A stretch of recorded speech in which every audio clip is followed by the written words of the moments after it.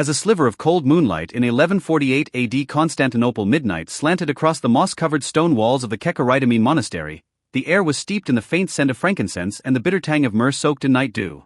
Within a small chamber shrouded by heavy linen curtains, where the rhythmic crashing of the Bosphorus waves against the city foundations could be heard, a woman with silvered hair and eyes reflecting a profound universal desolation sat quietly, opening her empty hands. She was Anna Komnene, the first female historian in human history, a princess royal who fell from the summit of power and exiled herself among ancient scrolls for 30 long years. This is a chronicle of how restraint bursts with power, and how solitude is transmutated into nobility. The genesis of Anna Komnene's life was saturated with that unique Byzantine splendor, a sacred foundation woven from gold and religious law beneath the magnificent domes of the great palace. As a porphyrogenita born in the purple chamber and destined as the imperial heir, she inherited a microcosm that was ruthlessly cold, obsessed with theological orthodoxy and the calculated stakes of court etiquette.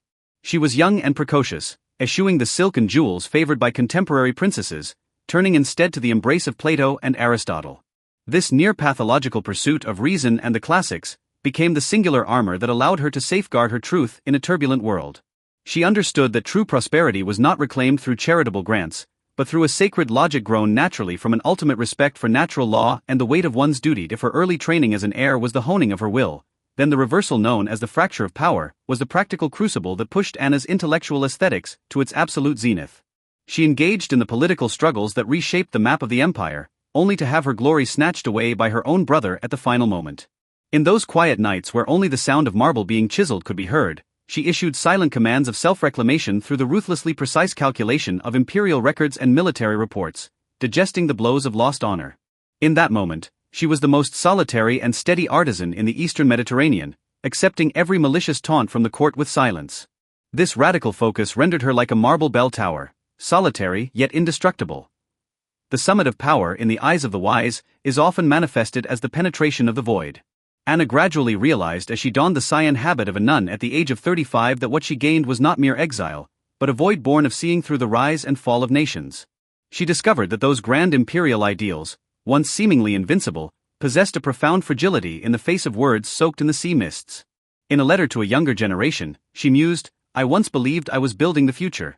Now I find I am merely searching for a point of convergence within the scarred fissures of marble, where the soul no longer falls." This expansive clarity became the hardest armor of her twilight years, allowing her to face the oblivion of time with a serenity as quiet as moonlight upon the Hagia Sophia. The final season of Anna Komnene was spent in a state of profound solemnity and a silence illuminated by the radiance of a sage. At the dawn of 1153 AD, the fine rain in Constantinople fell soundlessly.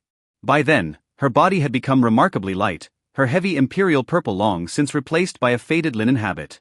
In her final conscious moments, she requested her attendants carry her to the window to listen one last time to the tides of the Bosphorus, a performance played for no audience but her own soul.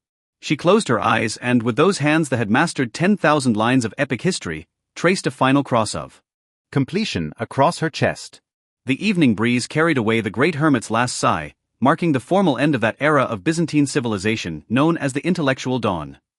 Even today, more than 8 centuries after her passing, the name of Anna Komnene remains the sole sanctuary for many a restless seeker in the dead of night. What she left behind was not a triumphal column piercing the heavens, but a spiritual template of self-restraint and the noble departure. She teaches us that even if the entire world besieges you with turmoil, the order within your heart is governed solely by your own perception of truth. She maintained absolute lucidity amidst absolute shadows, and absolute logic amidst absolute temptation. Beneath the ruins of the monastery, their edges now smoothed by history, her posture of eternal listening seemingly still soothes this increasingly anxious and restless world. The saga of Anna Komnene thus draws to a slow close amidst the fading murmur of the waves at Constantinople.